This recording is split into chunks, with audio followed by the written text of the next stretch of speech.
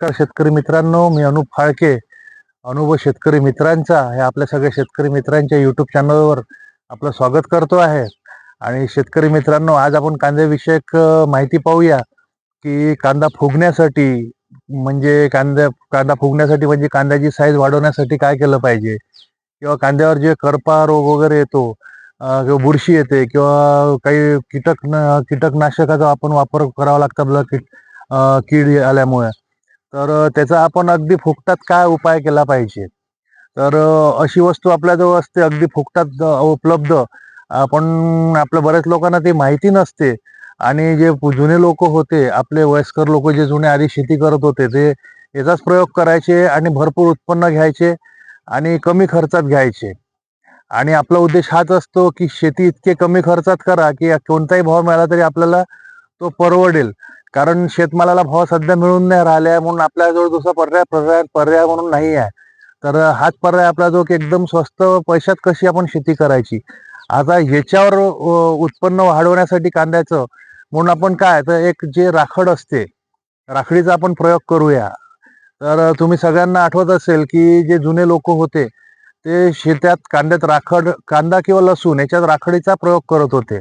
त्याच्यामुळे त्यांच्या याच्यावर कांद्यात कोणतीच कीड यायची नाही, भरपूर उत्पन्न यायचं आणि कांदा हिरवा राहायचा, करपा रोग वगैरे असा बघायला मिळत नव्हता. आता ह्या सुद्धा कांद्याच्या प्लॉटमध्ये मी उभा आहे, पण याच्यात काही प्रमाणात करपा रोग आलेला आहे. तर याच्यावर आम्ही आता प्रयोग करून राहिलो आहे याच्यावर. तर याचे रिझल्ट पुढे मिळेल, तुम्हाला दाखवूच आम्ही नंतर पुढे कधीतरी.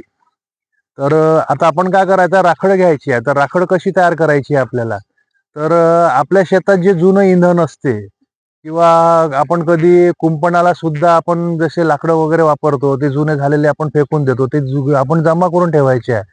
किंवा आपली जी कपाशी असते, कपाशी वाळल्यावर आपण जे पराठ्या उरतात त्याला पेटून सुद्धा आपण राखड तयार करू शकतो. किंवा जसं गवऱ्या असतात, गवऱ्यांची सुद्धा आपण राखड पेटून वापरू शकतो. किंवा आता आपण बऱ्याचशा गावांमध्ये, खेड्यागावांमध्ये, लहान गावांमध्ये चुलीवर स्वयंपाक केला जातो.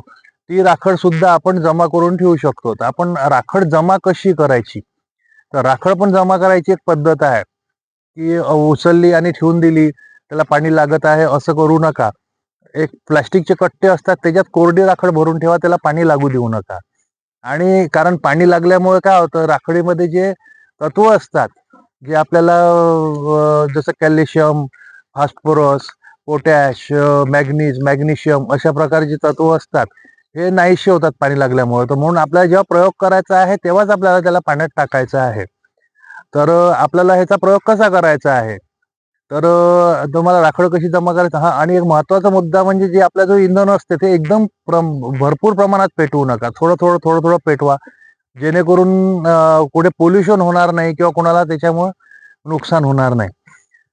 तर आपल्याला काय करायचं आहे की एक राखड तयार करून घ्यायची आहे, आणि एका एकराला आपल्याला 10 ते 20 किलो पर्यंत राखड आपल्याला वापरता येईल.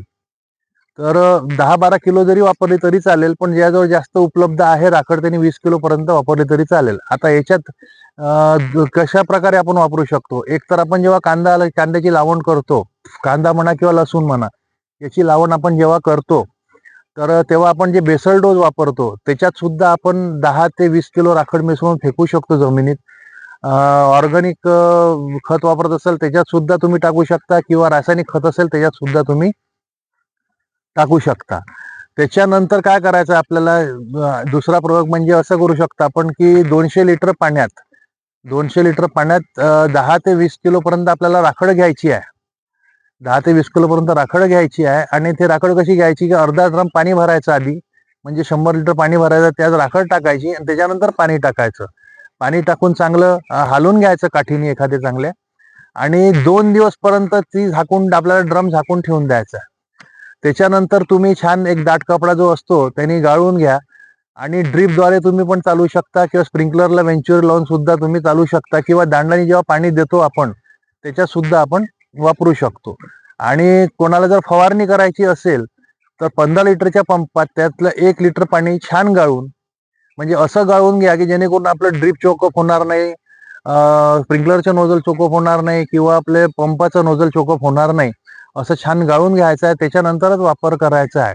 आणि महत्वाचा मुद्दा म्हणजे असं की कोणत्या पिकावर वापरू नये. जसं अम्लीय जमिनीत जे पिकं येतात, जसं आंबा झाला, ब्लूबेरी झाली, अशा पिकांवर वापरू नये.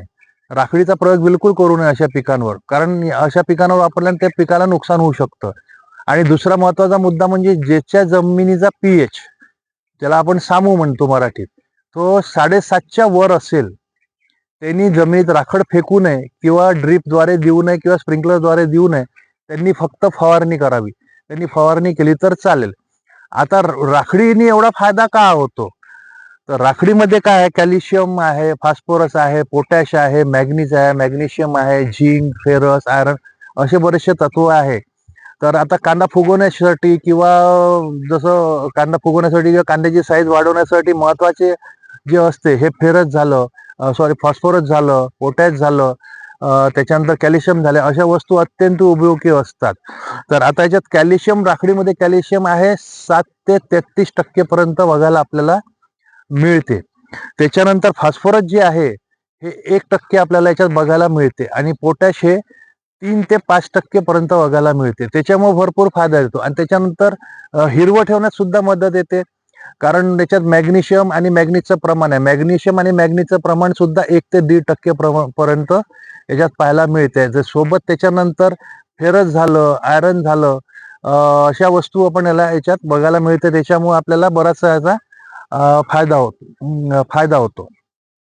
तर तुम्ही सुद्धा हे पारंपरिक प्रयोग आहे हा करून बघा आणि नक्कीच तुम्हाला याचे रिझल्ट मिळेल. आणि महत्वाचा मुद्दा म्हणजे हे बुरशीनाशकाचं सुद्धा काम करतं.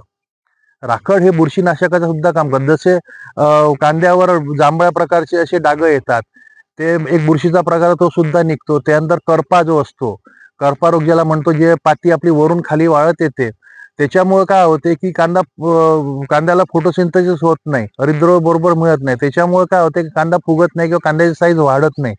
तर हा करपा रोग, हा बुरशीचा प्रकार आहे, हा सुद्धा राखडीच्या प्रयोगाने नाहीसा होतो. आणि त्याच्यानंतर माइट्स वगैरे जे याचा अटॅक असतो कांद्यावर, याला सुद्धा मारण्याचं काम करतं. म्हणजे हे राखड ही एक कीटकनाशकाचं सुद्धा काम करतं. तुमच्याजवळ पण असे काही अनुभव असतील तर आमच्यापर्यंत कॉमेंटद्वारे नक्की कळवा. आम्ही आपले अनुभव सुद्धा शेतकरी मित्रांपर्यंत पोहोचवण्याचं काम करू आणि पूर्ण प्रयत्न करू, जेणेकरून सगळ्या शेतकरी मित्रांना फायदा होईल. आणि हा प्रयोग तुम्हाला कसा वाटला कॉमेंटद्वारे नक्की कळवा. याचा प्रयोग करा, रिझल्ट मिळाल्यावर कळवा कॉमेंटद्वारे. आणि असेच काही अनुभव तुमच्या असतील आम्हाला नक्की सांगा. चॅनलला लाईक करा, शेअर करा, सबस्क्राईब करा आणि आपल्या मित्रांपर्यंत शेअर करायला विसरू नका, जेणेकरून आपल्या मित्रांना सुद्धा या वस्तूंचा फायदा होईल. धन्यवाद.